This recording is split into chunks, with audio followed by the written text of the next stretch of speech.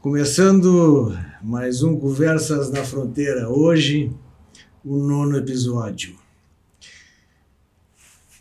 E eu vou falar um pouquinho da nossa entrevistada, que hoje está nos falando da capital, Porto Alegre.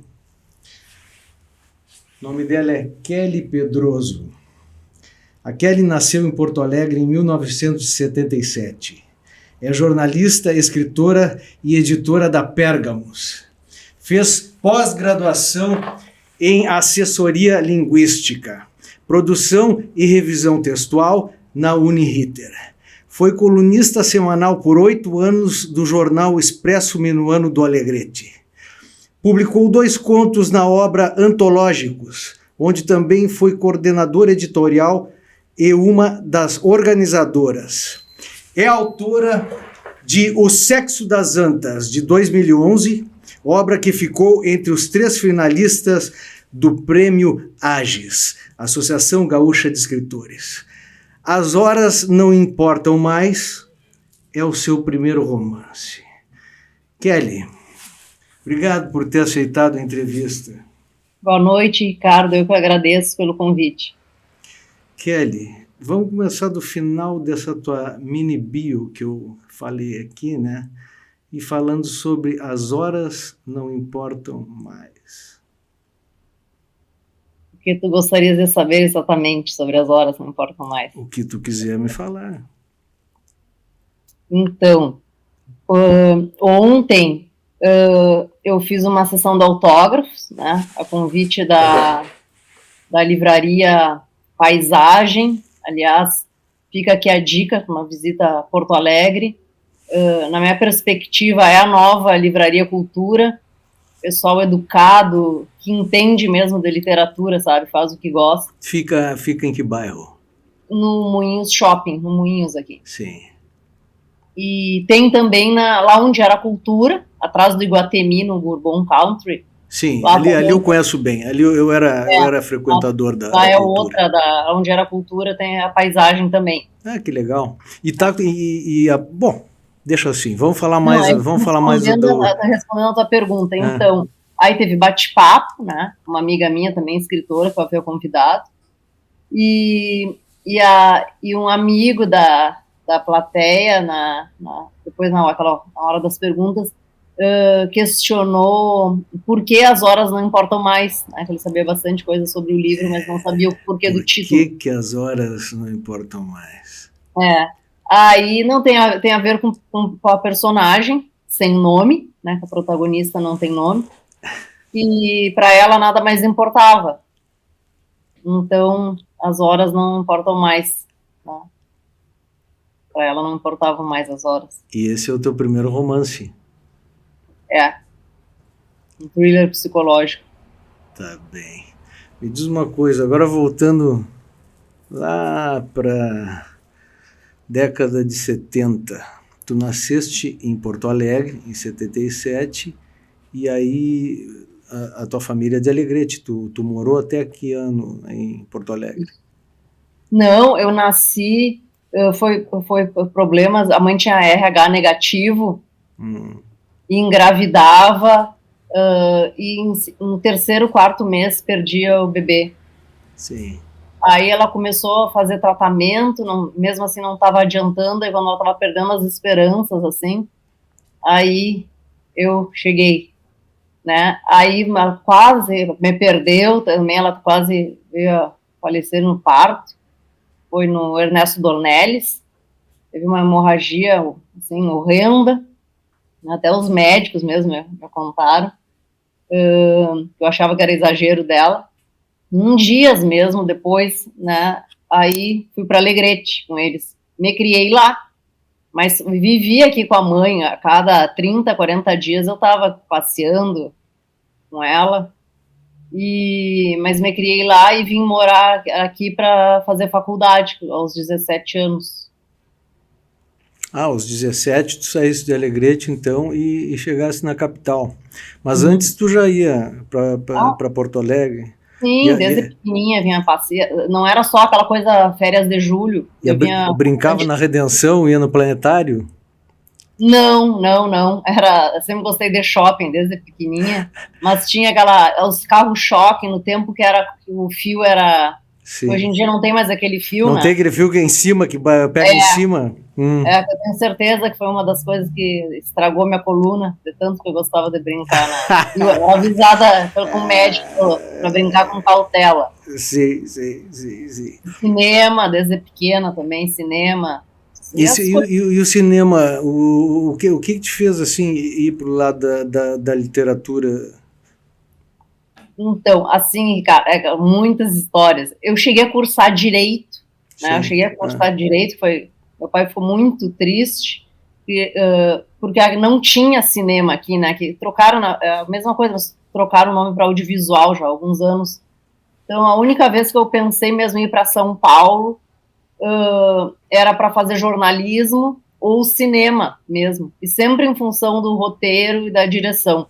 Sim. Mas a literatura também uma outra grande paixão. Aí eis que surge aqui inédito, né? Até algumas pessoas acham que é a PUC, não foi a PUC, foi a Unicinos, que lançou os 3 cursos simultâneos, que foi formação de escritores e agenciamento literário, né? Que é a minha segunda profissão, que eu me graduei lá pela Unicinos, produtor de rock, e qual era o outro? E de cinema, né, que depois trocaram para logo em seguida, trocou para audiovisual. E aí eu fiquei em dúvida, né, eu me lembro conversando muito com um amigo meu e da mãe em comum, e ele, mas Kelly, sempre do cinema, né, sempre foi, desde a mais tenra idade, sempre foi apaixonado, sabe, mas a literatura também me pegou de surpresa, porque eu sou bem decidida, agora quando eu fico em dúvida, aí eu acabei indo para o da literatura, mas não me arrependi. Não me arrependi. E também é outra grande paixão, assim. Tá bem. E os livros que tu leste quando era novinha, tu te lembra? Sabe por que eu te pergunto? Porque eu ia para Alegrete também, tu sabe que meus avós são de Alegrete, né? Na verdade, meu avô nasceu em Uruguaiana e se casou com a avó que era de Alegrete e foi morar lá.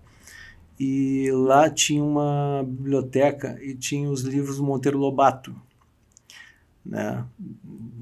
Não sei que edição era, mas eram bem antigos. Tu te lembra dos primeiros livros que tu leste? Lembro, inclusive, eu tenho alguns aqui em Porto Alegre, não necessariamente os primeiros, mas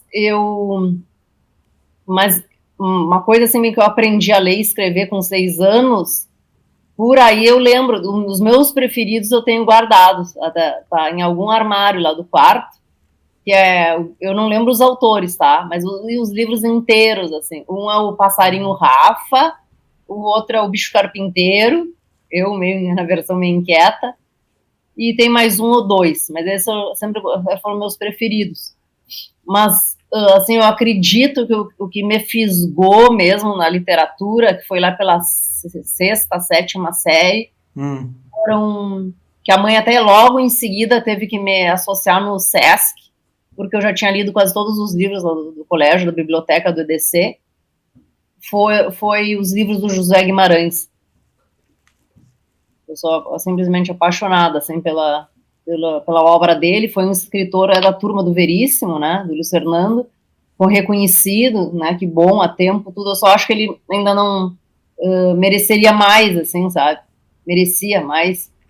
Mas o importante é que foi reconhecido. O que te conquistou na obra dele? Acho que principalmente no romance A Tarde para Saber, né, que era a história de um namoro proibido, assim, né? Eu lia, relia e chorava com aquela história. Mas eu tenho quase certeza que foi o José Guimarães, assim, que me fisgou, assim mesmo, como leitora. Sim.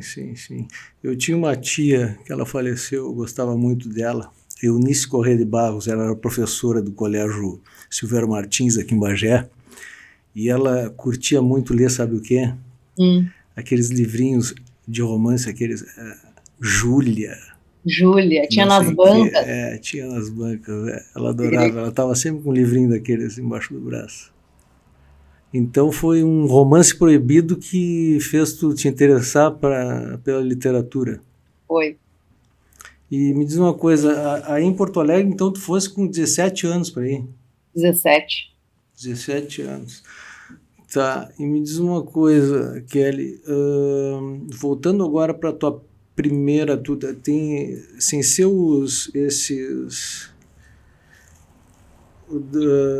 tu publicou os contos na obra Antológicos. Isso. Tá, me fala um pouco disso aí, foi tua primeira aventura nas letras. Foi. Então, a proposta do curso era, inicialmente, né, lá nos Ensinos, que seria o trabalho de conclusão, cada aluno publicar um romance. Mas depois eles mudaram, né?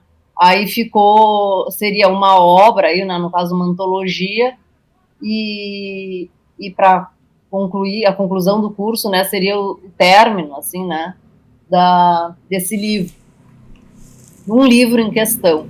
Aí a gente foi uma oficina estendida, né? A diferença é que nem um curso como qualquer outro, só que por todos os gêneros, a gente passou por todos os gêneros literários, né? Mais a parte burocrática que envolve o mercado editorial e tudo, né? Romance, contos, autoajuda, literatura infantil, infanto-juvenil, tudo pode imaginar, todos os gêneros, né, ficção científica, a gente passou lá no Unicinos.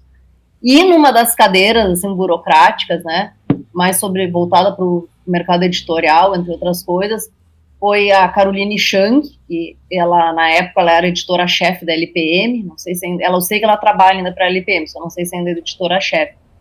E a gente fez um livro, né, que até era colado e tal, numa gráfica impressa, e aí ela me escolheu para ser a coordenadora editorial, o cargo mais alto, uma grande responsabilidade, assim, e uma das organizadoras, e nós éramos 9, e uma amiga minha, querida, né, grande amiga, os presentes assim, que a literatura me deu, na época, ela iniciou o curso, logo em seguida ela foi para o FBI fazer um curso de lavagem de dinheiro, e ficou por lá. Era um tempo ainda do MSN, com um microfonezinho, um negócio. Eu depois me lembro que eu passava as aulas para ela, já a função do livro, né? Sim. A função, bem, uns termos interioranos. Assim. E aí foi até meio constrangedor, porque tinha um colega muito querido, mas que não... Porque a gente trabalha com um calendário, né? Até de trás para frente. Não pode, mesmo com margem de erro, mas não pode atrasar esse calendário. E o colega não estava contribuindo, não estava, sabe? Eu, inclusive, tive que retirar ele do livro, assim, eu lembro que foi bem constrangedor para o trabalho da sequência. Sim. E aí era 2 contos, né, por aluno, com lançamento lá na Cultura, e, nossa, foi bem desafiador, né, eu lembro que, para não dizer que eu era a única, mas era das poucas da turma que levantou a hipótese, assim, de fundar uma editora, né, sempre não era só a escrita, os colegas eram mais em função da escrita. E aí eu tive, com o tempo fui tendo, eu acho que pela minha experiência, assim, tendo certeza, né, não, eu estou no caminho certo, mais ou menos esse tipo de coisa, pelos acontecimentos, inclusive, desse livro. Tu teve um feedback bom desses 2 contos? Assim, então, tem autores que renegam, né, seus primeiros trabalhos. Sim. Já há alguns anos, eu acho bem os meus contos eu acho bobinhos, são bem bobinhos, eu acho infantil, até. O que eu posso dizer, o que me consola, mas eu não renego, assim, embaixo, assim.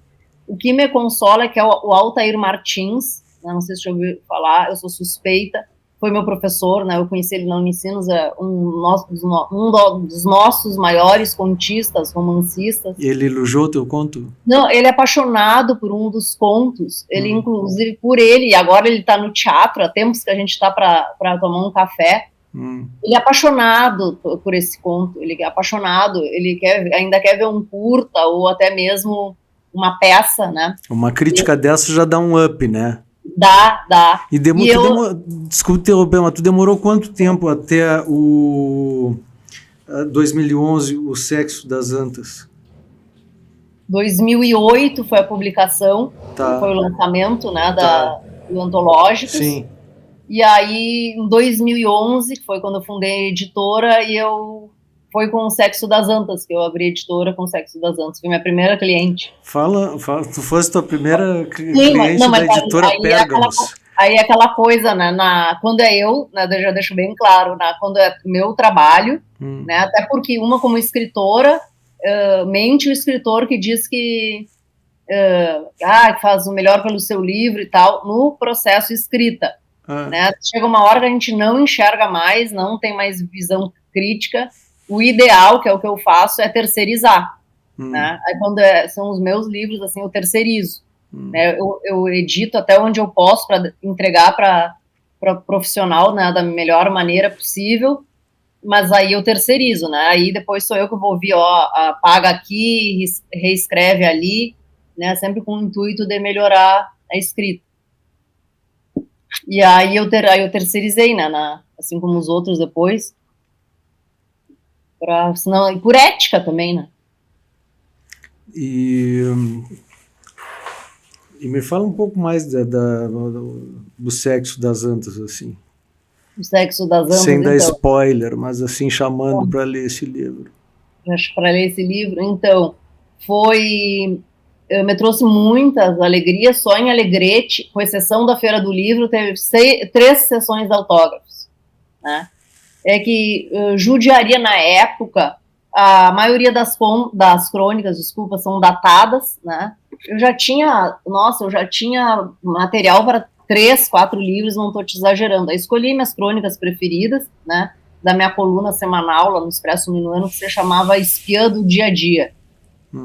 Tem decronista, aquela coisa, né, com as antenas ligadas, tem detalhista, né, não deixando passar nada em branco. Sim. E me trouxe muita alegria, né, inclusive me inscrevi nos concursos, assim como a maioria faz, ou deveria fazer. Aí, para minha surpresa, vi ao acaso, assim, aquela coisa até porque, né, eu faço parte, né, acho que da maioria das pessoas, assim, que cria, não é para o correto, né, Ricardo, mas cria um pouco da expectativa, mas eu lembro que eu estava bem distraída até, e já estava clientes me procurando e tal, né, o pai de uma amiga minha, até que foi do meu primeiro, segundo cliente, eu me vejo como a primeira cliente, autora, né, tem gente que não gosta dele, mas esses dias até estava conversando sobre, é um autor, mas no fundo não deixa de ser cliente, né, e aí eu me inscrevi, né, para os concursos, e para minha surpresa, quando eu vi, foi no site até, eu estava não só como finalista, como entrei como finalista, e depois passou uma semana, 2, era uma coisa assim, isso em 2012, né? Sim. O concurso sempre no ano seguinte. Aí eu fiquei entre as 3, eu e mais 2, foi o Marcel Citro, e eu não me lembro qual era o terceiro, mas foi o Marcel Citro que ganhou, inclusive ele tinha ganhado no ano anterior também. Isso foi mais um incentivo para tu seguir no caminho das letras. Kelly, vamos falar um pouco das outras obras que tu tem dentro da Pérgamos. Tá. Eu gostaria de saber de algum específico, algum gênero específico. O que tu quiser falar, o que tiver na cabeça. Então, eu costumo dizer, né, até eu faço bastante consultoria, né, sobre o mercado editorial, eu sou mais procurada pelo mercado editorial, mas tem várias dúvidas, assim, de escritores, inclusive, não são novatos, assim. Eles não sabem o básico. Eu vejo que tem uma carência, né, que é a preparação do original, no caso. Sim. Mas eu estou te falando isso por quê? Porque eu mexo com os livreiros, que eu faço um favor a eles, que eu dou mais não, eu digo mais não do que sim, né, porque hoje em dia está muito fácil publicar, o pessoal não deixa de lado um pouco, ou não tem ou deixa de lado a crítica, e coloca muito livro sem qualidade nas livrarias, né? Então, eu digo muito não, né? É por essas e outras que o meu catálogo ainda é pequeno, Mas eu sou bem olheira, sabe, Ricardo? Já tô vendo que tipo assim, quais são os quesitos para passar no crivo da Kelly Pedroso para poder editar um livro pela Pérgamos? A escrever, no mínimo, muito bem. Boa resposta, Kelly. E para escrever, no mínimo, muito bem... Tem que ser, antes de mais nada, um exímio leitor. É verdade. É verdade. E então, eu só um livro na editora, por hora, que não chegou no final de concurso. Os restos, né, eu tenho... algumas se tornaram grandes amigas, uma delas, que até esses tempos ganhou, que é um trabalho de formiguinha. O livro foi para destaque. Eu não sei te dizer se até hoje está, mas ele ficou quase um mês, ou ainda está lá, é que eu não sei. Aí me chamaram para filmar, tirar fotos, em destaque no Book Hall do Hilton, aqui em Porto Alegre, né, que é uma grande, a gente ficou amigas, assim, bem próximas, e hoje em dia ela mora em Portugal, O Amor e Outros Desastres, da Alexandra Lopes da Cunha, livro de contos, ficou no mesmo concurso que eu. Por que é um trabalho de formiguinha? Porque, pesquisa país, e tal e coisa? Um país de poucos leitores, né? Tem que ser muito apaixonado, assim, pela literatura para lutar por ela, né? Para conquistar leitores. E aí, assim, no meu caso, mas eu vejo que é comum, assim, conversando também com amigos, com conhecidos, o ideal, né, porque às vezes a editora é editora, né, tu tá dizendo o que é óbvio, mas para algumas pessoas não, parece que não é. E tem muito autor que gosta de fazer editora como assessora da imprensa, né, eu tenho experiência, assim, né, sei o que fazer, evidente, mas eu sou editora deles, né, então o ideal é o autor, que é o trabalho de formiguinha, trabalhar e divulgar seu livro, né, para que sim. No fundo todo mundo quer chegar no boca a boca, né, para viver, ganhar pelo menos algo de forma decente, digamos assim, né, da literatura, ou até mesmo viver da literatura, que é muito difícil, mas não impossível. Sim. Mas para isso, né, porque o leitor não quer editora, né, apesar de ser um trabalho minucioso, muito bonito, assim, porém árduo, mas o leitor, que é o escritor, e não a editora. E não a editora, mas eu já vi que tu tá batalhando para passar para o pessoal que edita pela Pérgamos, para ter uma qualidade, né? Prezar pela qualidade das obras. Kelly, a gente vai para o intervalo comercial e voltamos agora no segundo bloco com a Kelly Pedroso. O Área 51 é um estúdio de produção musical referência na região da Campanha. Localizado em Bagé, o espaço conta com salas controladas e acusticamente tratadas, garantindo assim uma melhor qualidade de som. Oferecemos todos os serviços de áudio profissional, desde sua produção musical completa até a criação de jingles, spots comerciais e muito mais. Fuzz Marketing, branding que conecta, performance que converte. Atendemos as principais marcas da região da Campanha. Siga o Instagram, @FuzzMKT, e vamos dar um fuzz no seu negócio. São José Pesca Esportiva, pioneira na região, com um lago exclusivo para pesca esportiva. Conforto, natureza e atendimento de pesca esportiva guiada. Consulte disponibilidade e serviços pelo telefone 53 999 46 70 61. Estância São José, uma referência na região. Segundo bloco do 9º episódio do Conversas na Fronteira, hoje com a editora, a escritora, a jornalista Kelly Pedroso. Kelly, me fala um pouco assim, ó, porque sabe, tem uma curiosidade em ti, que é o seguinte: tu mora em Porto Alegre, mas tu tem aquele sotaque carregado do Alegrete. Tem, não perdi o sotaque. Tu é daquelas pessoas que, tipo, foram morar na capital, mas tem aquela saudade do interior? Eu gosto bastante, eu ia com muita frequência, né, Ricardo? Né, quando eu tinha ainda meus pais, não sei se eu faria hoje, mas também com namorado lá, amigas, né, algumas vieram para cá, outras seguiram lá, outras vieram e não se adaptaram, voltaram, e algumas delas foram para Santa Maria. E então, tem algumas que fizeram foram até para fonoaudióloga para tirar o sotaque. Mas né, eu sou bem autêntica, assim, mas sempre me perguntam, né, da onde que eu sou. Agora, eu gosto dela, bem agradável, mas uma época eu ia direto, um sim ou não, um final de semana sim, outro não, um sim ou não. Até eu tirei uma época da cadeira da faculdade, se eu não tirava de sexta, eu tirava de segunda no outro semestre, para ficar mais um dia, né? Mas também quando eu não ia, que era difícil, meus pais vinham. Aí depois só foi aumentando o tempo. Às vezes eu tirava umas temporadas lá, um pouquinho além das férias, assim, eles aqui comigo.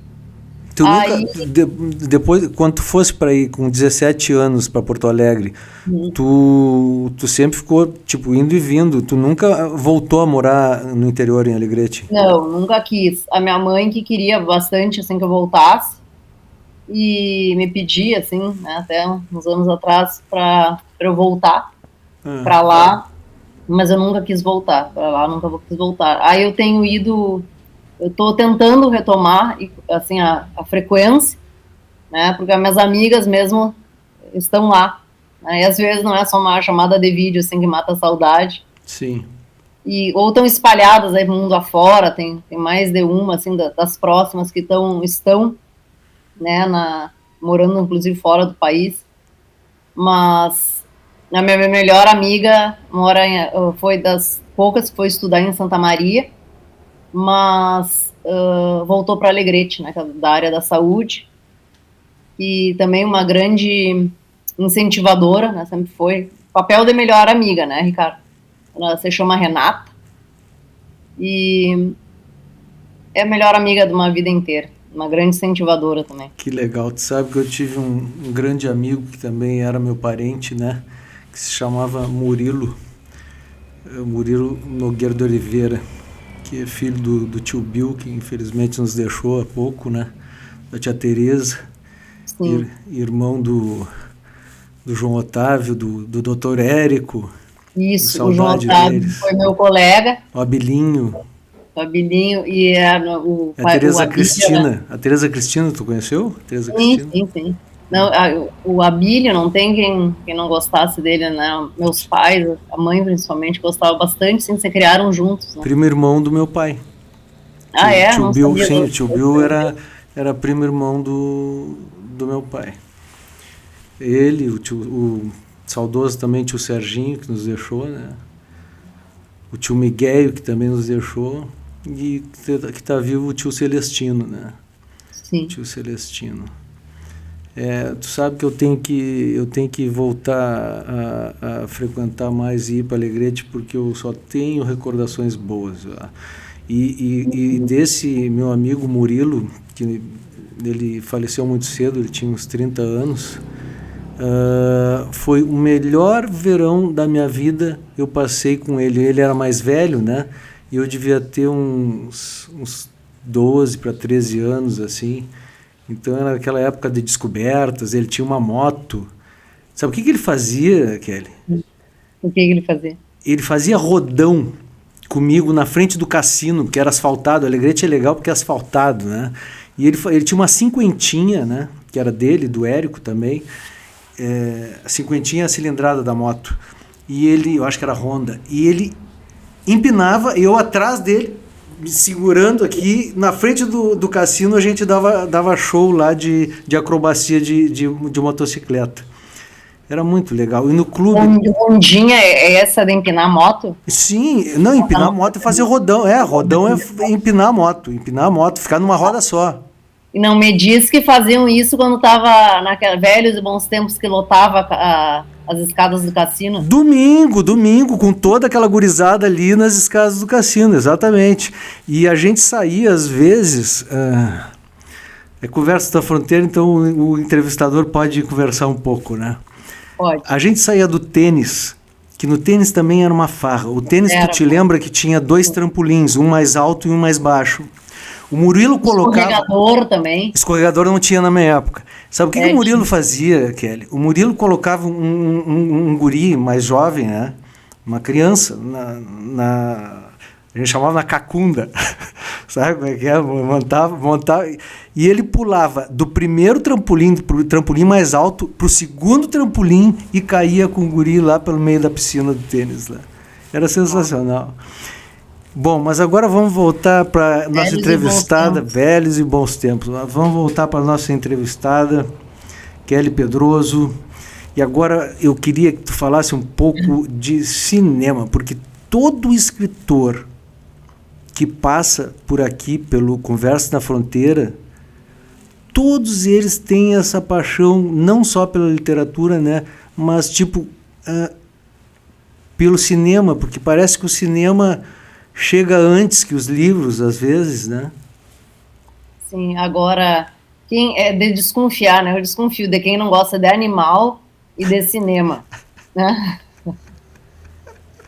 Agora é fascinante, né? Levado ao meu maior incentivador, sem dúvida, meu pai, também que era tempo da Barça, era uma Barça ambulante, um homem muito sábio. Barça, quem não sabe, é uma enciclopédia. O velho Google, né? Agora é o Google.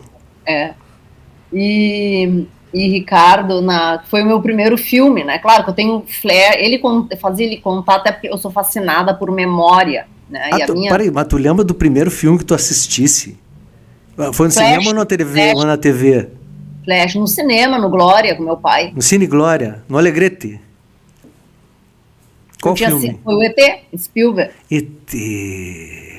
84 ou 86, eu tinha 5 anos.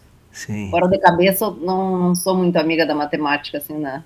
Mesmo não sendo tanto tempo, assim, né? Aquelas que não querem entregar a idade. E tu saiu maravilhado.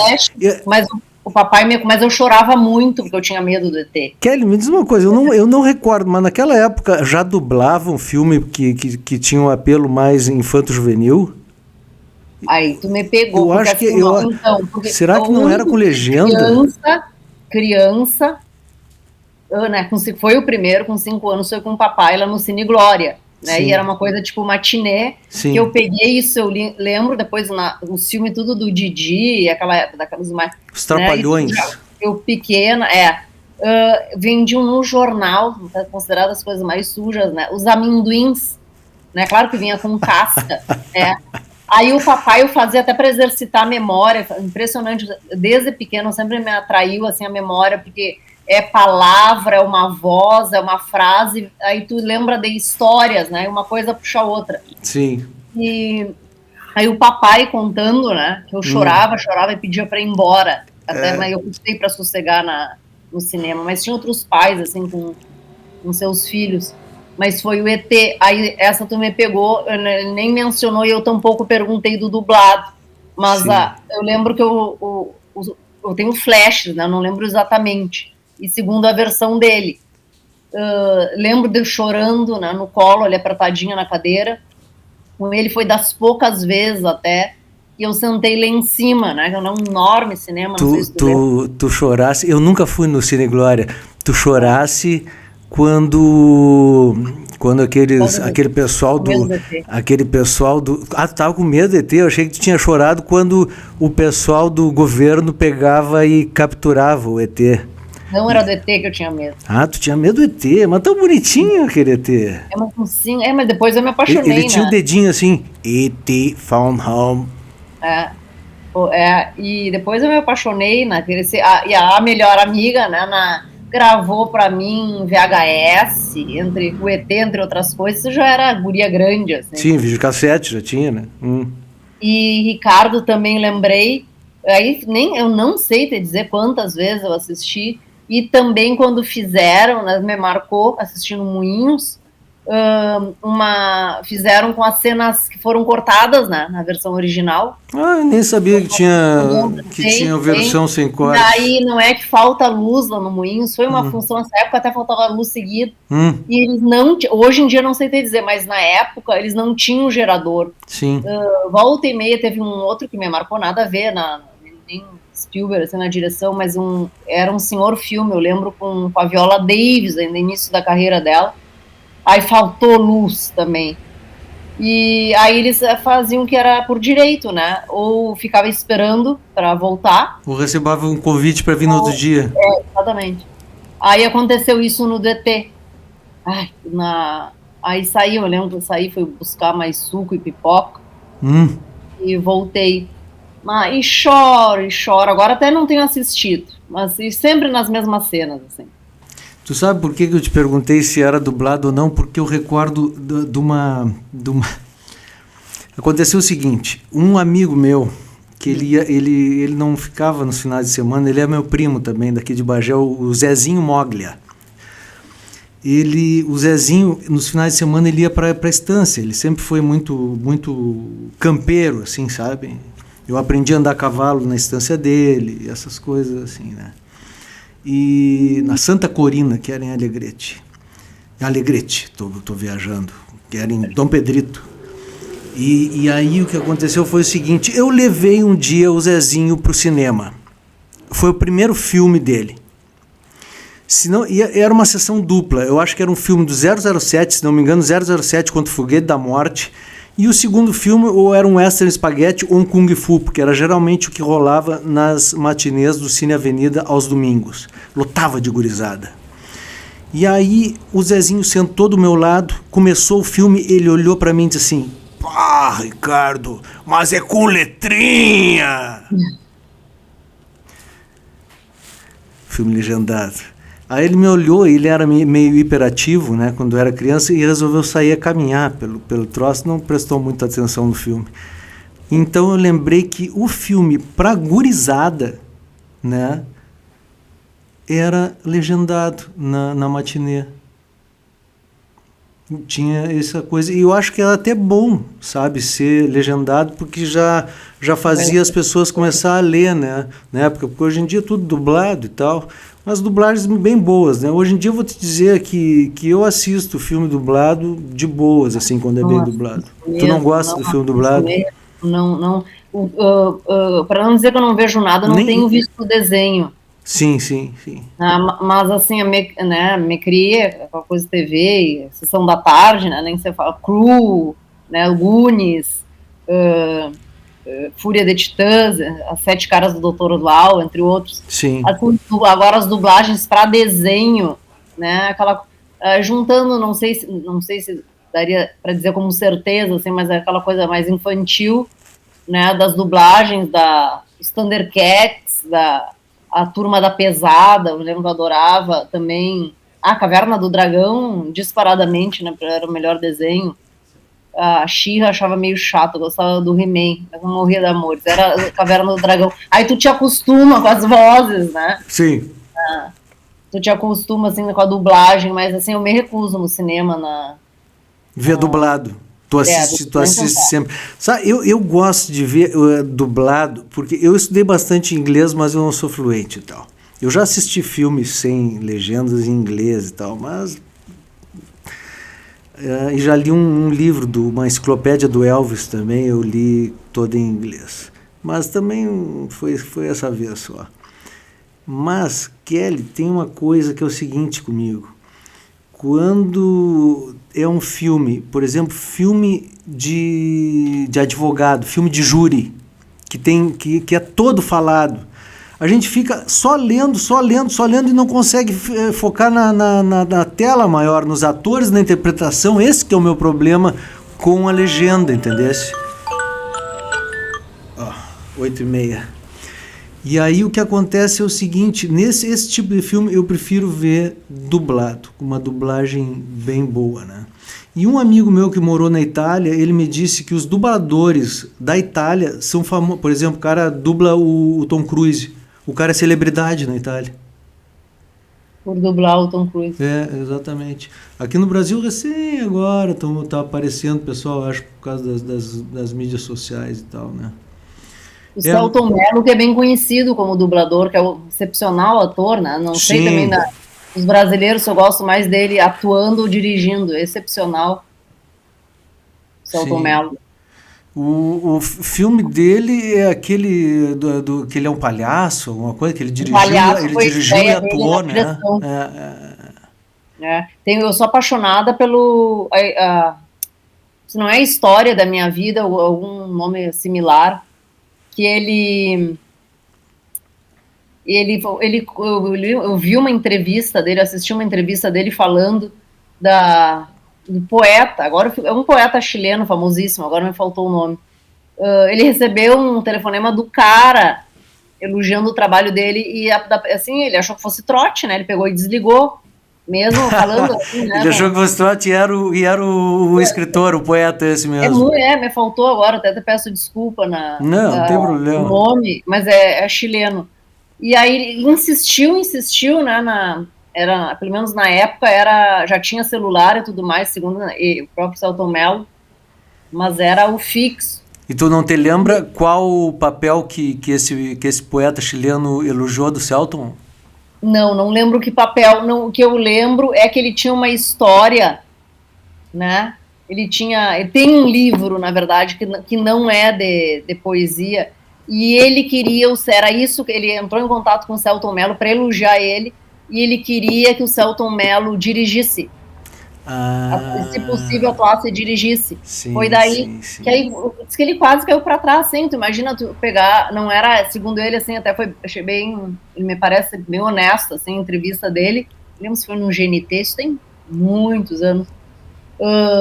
A história, eu podia até ver no Google aqui, mas qualquer coisa depois tu me pergunta. Eu acho que foi gravado na Serra aqui, né? E tu imagina um ídolo teu, assim, né, te ligar, né, da gente até mais, sei lá, achar que é trote mesmo, né? Sim.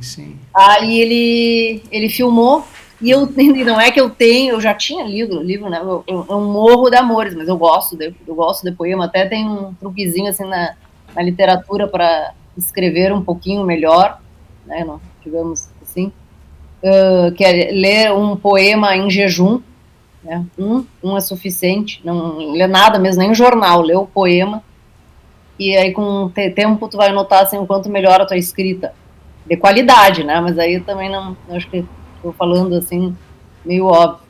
Que boa dica, hein, Kelly? Tem o nome desse poeta, porque ele tem uma narrativa longa, que foi aí que virou, que não é o mesmo, esse é o nome da minha vida, ele trocou o título. Faz assim, ó, tu pesquisa o nome dele e a gente vai colocar um insert. Tá certo. Tá. Kelly, nós estamos chegando, infelizmente, esse papo está muito bom, ao final do 9º episódio do Conversas na Fronteira. Kelly, quando chega no final, assim, eu já estou meio cansado de entrevistar, sabe? E aí eu digo pro convidado ou pra convidada, agora tu fala o que tu bem entender, toma conta do programa. Passar a direção? Direção do Tamílio, não é minha, eu só venho aqui para dele e do Aldrin. Não, eu agradeço, né, o convite. Quem gosta de As Horas Não Importam Mais, quem gosta, desculpa, tá acabando, né, o programa, né, As Horas Não Importam Mais, viu, o cansaço que fica mental, desculpa, para quem gosta de thriller psicológico, né, pode adquirir As Horas Não Importam Mais na Livraria Paisagem, no Moinhos Shopping, na Livraria Clareira, né, no Bonfim, não me recordo agora o nome da rua, mas no Bonfim, na Raízes também, que é na Cristóvão Colombo, ou através do site da editora, né, www.pergamos.com.br. E não é só os meus livros também que vocês encontram lá, encontram todos os títulos da Pérgamos. Ok. E aqui em Bagé já está na Leb? Ah, já está na Leb, para quem mora em Bagé, tem na Leb. Há um tempão eu deixei aí. Legal.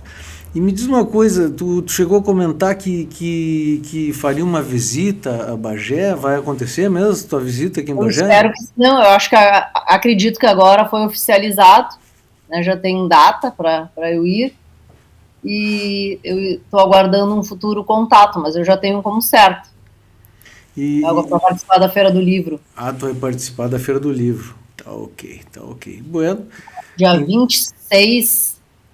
Aí eu só estou esperando a confirmação se é às 6 ou às 6h30. Tá ok. Bom, então esse programa vai ao ar aos sábados no YouTube e fica ali, né? O pessoal de Bagé, claro, que assiste mais porque o programa é gravado aqui em Bagé. E agora tu pode vir de boas para cá, Bagé, que tu vai chegar já sendo um pouco mais conhecida aqui na nossa Rainha da Fronteira. É muito convidativa Bagé, né? Cidade, apesar de ter ido uma vez, só uma vez aí, mas eu gostei bastante. Serás bem recebida. Muito obrigado, Kelly Pedroso. Eu que agradeço. Tchau. Tchau, boa noite. Até a próxima.